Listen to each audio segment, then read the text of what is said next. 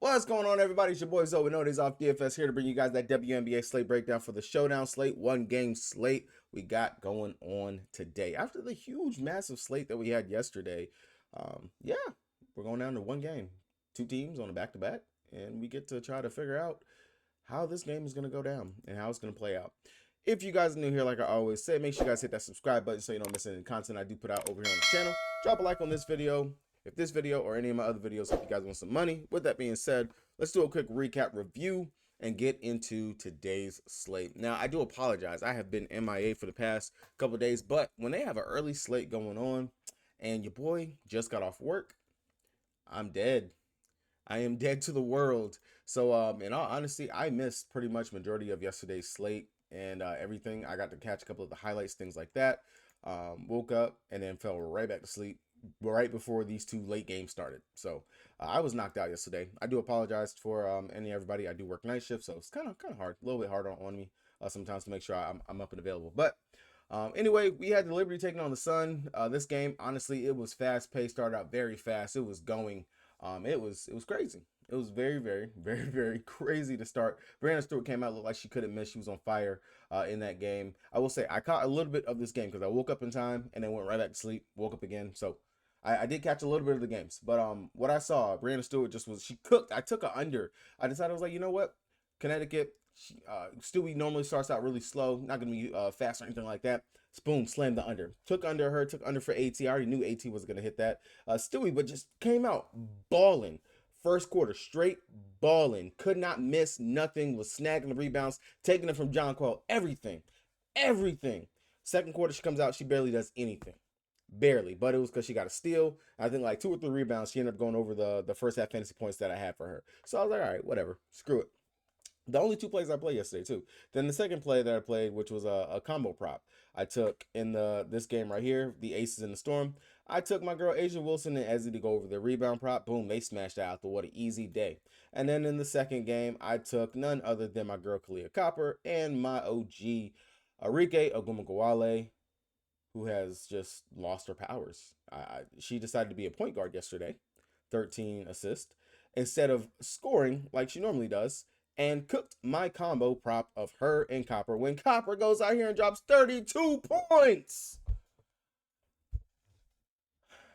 We got our ass whooped again. And it's not looking good for the Dallas Wings this season, and I'm starting to just go ahead and accept it. It is what it is, man. It is what it is. In other news, Caitlin Clark went out here. She had an amazing game. The Washington Mystics, they go ahead and they show that they do have that defense prowess out there, and they smacked them up and down. At one point, from my understanding, this game was like a 20-point blowout at one point, with the Washington just literally just pounding the out of them. For whatever reason, though, the Fever decided to shake things up yesterday. I don't understand this. If someone could give me the concept to it, I do just believe that they are trying to get rid of Nalissa. They are trying to get rid of Nalissa because you got Nalissa coming off the bench for Lexi fucking Ho. And of course, we already knew that they were going to put Samuelson back in the starting lineup. They were showing it that they were practicing the practice, all that other jazz. But it's not good. It's not good at all. It has been putrid. I don't know what's going on with Katie being in the start lineup, but it has not looked pretty whatsoever. She definitely has been very much lackluster. And then for Lexi Ho to get the start over Smith, what why are we getting cute going up against the Washington Mystics? Why? Y'all honestly should have won this game. You should have technically. But Boston, of course, got herself into foul trouble. 5 personal fouls. She just stunk it up yesterday. 6 points, 6 rebounds after having a pretty good streak of good games. But that's not the main factor. The main factor is Caitlin Clark went out here 5 of 9 from 3, 13 assists, playmaking on display. Even with the putrid players that you had out there, she was able to knock down, get 13 assists along with 29 points. She kind of put her do it all. I got this. I'm gonna take us to the promised land. Cap on. She almost did, but Ariel Atkins on the other side, she had another thing coming. And let it be known that she wasn't going down like that. Big Mama Dosa went out there, 13 points as well. And Van Loo, 13 points herself. The Washington Mystics very much clicking. If they can actually get themselves healthy. If they get Sykes back, the Washington Mystics are still good. Straight up. They get Sykes back. They are still definitely running for something. Honestly, wish they would just tank and try to better their odds like LA is doing in order to see who's going to get a Page. But hey, you know, it is what it is. All right, we digress. Anyway, looking at for today's slate, like I said, we got a 1-game showdown slate. Chicago taking on New York Liberty. Regular starters as always for both these teams. Chicago, Lindsey, Marbury, Carter, Angel Reese, Cardosa, Milik, Williams, they're both still out. Yesterday, Laney, she was a late scratch. She ended up being out. Pretty sure it was just maintenance for the front end of the back-to-back. I fully expect Laney to play on today, as they do have her possible to go ahead and play. Baby Sabley is still out, but Sabrina, Vandersloot, Jesus, Stewie, and JJ. Wouldn't be surprised if Vandy gets ruled out, because, she is older. Possible, since it is the back end of back-to-back. I would not be surprised if she does. Granted, she's going to be a former team. We know she likes to come out, show out, sometimes play very well. But would not be surprised if Sloot gets ruled out. If Sloot was to get ruled out, we'll probably see same starters, just replacing Laney with Sloot, and then I think it was Phoebich or someone else ended up starting yesterday for them. Matter of fact, let's look right here. Yeah, Phoebich started. So I wouldn't be surprised if they went ahead and they started Phoebich still, or I don't think that they will start Thornton, because Thornton still played off the bench with Laney being out, so I wouldn't expect Thornton to be back into that starting lineup. So definitely something right there. But looking at it, the starters, they all played mid 30 minutes, and they only ran a 7-1 rotation, surprisingly, on the front end of back-to-back. No Doshik, no Davis, no Sherrod. Baby Sabley is still out, and then, of course, Laney, she was injured. So if, say, Sloot is going to be held out, maybe this might be the same thing that we see. Definitely give some boost to Burks and to Thornton out there. Not going to dig too deep into everyone else. And then over here for the Sky, looking at them, Reese, she was able to keep that double-double streak alive. I know a lot of people are butthurt about her getting fouled at the end by Tina Charles, but hey, Tina's a true vet. Tina is a true vet. She said, hey, come here. I got you. Come here. Let me hug you. Let her go to the line, told her to calm down, hit those shots. You got it. You only need one. Boom. She got the double. She did what she had to do. So big shout outs to Tina, even though you had a shit game yesterday. Big ups to you for trying to be I guess a decent person or something. I don't know. If we look over here though on the Sky, we see that the starters played pretty much not even mid, low 30 minutes. They extended the rotation pretty big. Turner got minutes, Onion got minutes. Dana Evans played 17 minutes off the bench. Lindsey Allen, she's kind of teetered off after that big game that she had. Well, a couple of big games that she had recently. 23 minutes in that last game. Very interesting, but a lot of the usage in the starting lineup now really for the Sky has been coming from Carter, from Reese, and I'll sprinkle in Cardosa, say maybe she has a decent usage out there. But really, MM kind of has been taking a back seat, really, to Carter, of course, jacking up a ton of shots, 21 shots. Reese just doing what she does out there.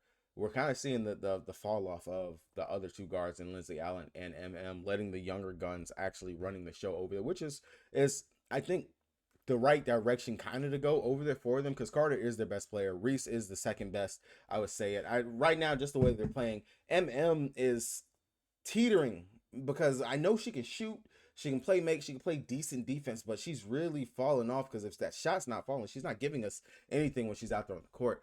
That definitely has been such to me, a big problem. I don't know the DraftKings like that I play the most on the site. If you guys don't got an account, you want one, check the link down in the description below so you guys get that deposit match bonus. Join your boy over here on the King. Also, if you guys are looking for player pool, cores, props, all those things like that, check the link down in the description below so you guys can check out the Patreon. It's only $5. Promise you make that back within your first week. So, looking at it, of course, as we always do with showdowns, I will give you guys all the statistics that I always say. Typically 4-2, which means 4 players for one team, 2 players from the other team, typically wins whenever it comes down to the showdown slates. Same thing whenever it comes down to a 3-3, depending on if you can actually have that perfect balanced build for it. A 3-3 normally wins as well. I had a decent clip, but the 4-2 has been typically the way that we have been seeing most lines win. Perfect example of this, the last showdown slate that we had was the Minnesota Lynx taking on the Sparks, and in that game it was again a 4-2. With Dorka being at the captain spot for that. Of course, the Lynx who won the game. As I always say, typically the winning team is in the captain spot. The winning team in a 4-2 is normally in the captain spot, which it was. Dorka was in the captain spot, followed out with Zana Lassini, which one player from the bench, of course, makes sense. Bridget Carlton, Alana Smith, and then ran it back from the other side of Hamby and Azara Stevens. They rounded out that core, that whole play right there. Ended up scoring, I think, 178 was a low scoring game that day anyway. Boom, 4-2. Just a simple example right there of it for it. So looking at it, like I always do whenever I look at these slates, and it's when it comes down to showdown, which 10K to first is a pretty nice price pool, especially considering they only gave you guys 5K yesterday. That was ridiculous. 5K to first, 2 slates, 5K to first. That was trash, DraftKings, and you guys know you could have did better than that. That was bullshit. But looking at today's slate, looking at it, primary captain plays that I definitely feel like we can focus on, we want to get and decide that we want to play between. It'll be Brianna Stewart, of course, from New York Liberty side, Angel Reese from the Chicago Sky side. Definitely would consider Kennedy Carter as another play, and then a sneaky suspicion of Jonquil Jones would be what I would go with. Those would be the main captain MVP plays that I would try to build and focus around right there. Of course, these are some of the higher, more priced up players whenever it comes down to it, as we're looking at it. Some off, well, I want to say they're off the wall, but some different categories that, or not categories, different players that I think that we could possibly take as captain spots will be Laney. If she's in and she's playing and she's good to go, definitely would take a stab at her for making multiple lines.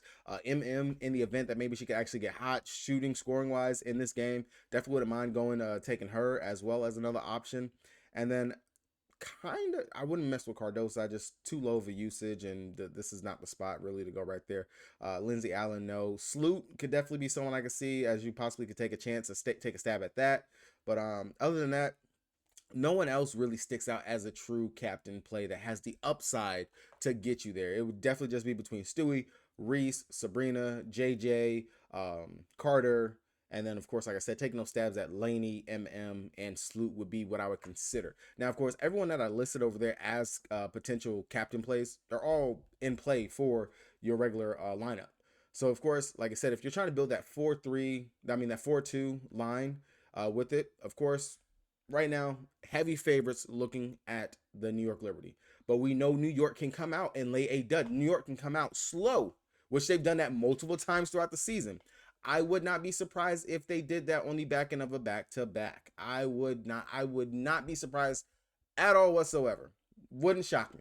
Because again, we watch this team time and time again. If Stewie's not out there actually being able to bang her shots in, Sabrina's having a tough time, and you're only relying on JJ to just keep you guys afloat, that definitely leaves room for Chicago to have a pretty good game, so on and so forth. But nonetheless, depending on the news that we actually get from New York, if Sloot is out or if Laney is still out or whatnot, and you already have Fibich inside the starting lineup, then off the bench, I wouldn't mind looking at Burke. That's if one of the Sloot or Laney misses. I would love to look at Burke as a nice value play if one of those two are out. If they're both in, then I'm going to say my interest in Burke goes down just a little bit because then the guard rotation is actually a lot bigger. Definitely more guards to go around, but still the forward is dwindled down just a little bit simply because, of course, Baby Sapley still is not playing and isn't there. Then I would look more towards the Thornton as a play that you could take. Very low fantasy point per minute producer, but still she will go out there. She'll get running. She'll get the minutes. So wouldn't mind looking at that. I do not expect this game to be a blowout, even though Vegas has this as a 10.5 spread. Both teams are actually up there in defensive rankings. I want to say New York is like second or third, if I'm not mistaken, and then Chicago, they're like either fourth or fifth. So two pretty decent defensive teams going up against each other. Chicago, they are more towards like the 10th, 11th in regards to offensive rating. So their offense is not the best. It truly is not the best, especially with MM struggling the way she has. They're relying very heavy on Kennedy Carter, those things. So leaves a lot to be decided. And then, of course, New York Liberty, they bang the threes. They got stud players, Sabrina, Stewie, JJ, Sloot, whenever she decides she wants to be on one. Laney is always the forgotten factor in regards to how good she is on the offensive side. So those things like that factor in. But I still do not expect this game to be a blowout. Both teams coming off the back end of a back-to-back. It should be a competitive and close game. As a matter of fact, one of the things that I have always loved to do, which is to take the whenever it's double-digit spread, 10.5 in favor of either direction, I would take the plus 10.5 for Chicago, which is what they're sitting at right now. I do not expect for them to get blown out in this game at all whatsoever. Like, I understand this being the back end of a back-to-back. You feel like they're going up against one of the tougher teams in the league, but they are not no slouches themselves. And when I look through any of their losses, they have not lost by 11 points at all so far this season. They have not. So I will definitely be planting my flag on that plus 10.5 for Chicago in this game. Now, looking over on Chicago side, this is where I do think maybe if you're running the 4-2 from Chicago side, if you think that they can win, of course, this is GPPs. This is what showdown slates always are going to be. They are strictly straight up GPPs because you never know what can happen in these games. You can only do your best to predict it. We're going to be running the Reese. We're going to be running the Carter, Cardosa, MM, Off the bench, Dana Evans is like your easiest one. You know she's going to get the minutes. She's going to go out there. She's going to play. Outside of Dana Evans, Isabel Harrison is going to be your next player that you want to look to over here off the bench. We know that they have a pretty tight rotation when it comes down to the bigs between Reese and Cardosa, because if one of those two get in trouble, then Izzy's going to have to go out there and play. And then, of course, the guard rotation is a little bit more fluky. I don't expect Onion to go out here and get those minutes like what she had yesterday. Same thing for Breonna Turner. Definitely do feel like they only played to limit the amount of run that they had to go yesterday because they were on the front end of the back-to-back. So my interest in Onion, my interest in Turner, very little, very, very little. I would primarily focus on Dana Evans, Isabel Harrison from the bench of the Chicago Sky if I'm focused on them. Now, if I'm looking at the run back players that I want to get to take to go with the 4-2 stack from New York Liberty. And this is honestly how I kind of feel like you should build this out if you're trying to build your 4-2s and things like that. I like to look to the usage. And one of the things that sticks up, of course, to me, the usage that we can get to get the run back from is going to be Kennedy Carter, of course, for the fact that she's very heavy reliant on her team in order for them to actually be able to stay in the game. And sneakily, I like here at 7,600. I understand she has not been having the best games in the world, but you're asking Angel Reese to try to go out here and defend Breonna Stewart. That is going to be a tough matchup, a tough cover. She's sitting at 10K. I don't want to pay that much for my run back. 35 minutes going up against New York early this season. Marbury dropped 31.5 fantasy points in that game. 36 minutes, she dropped 39. I like this spot to go to as taking Carter, as my run backs. Go over here to New York and build around that right there. This is what I want to build around. This right here. This is how I'm seeing the starting of my lineups for today. I am focusing on, of course, New York taking the dub. I will do maybe one line where I will take that that the Sky will win, and only one. But other than that, I'm not gonna mess with anything else. But all right, guys, that's gonna be it for me. Hopefully you guys got a little something from this video. Like I always like to say, if you guys haven't already, make sure you guys hit that subscribe button so you don't miss any of the content I'm putting out over on the channel. Hopefully you guys enjoyed this quick breakdown that I was able to get. I know that we should have a decent slate, a couple more decent slates throughout the week. Good luck to everybody on today's slate. Cash out. Peace.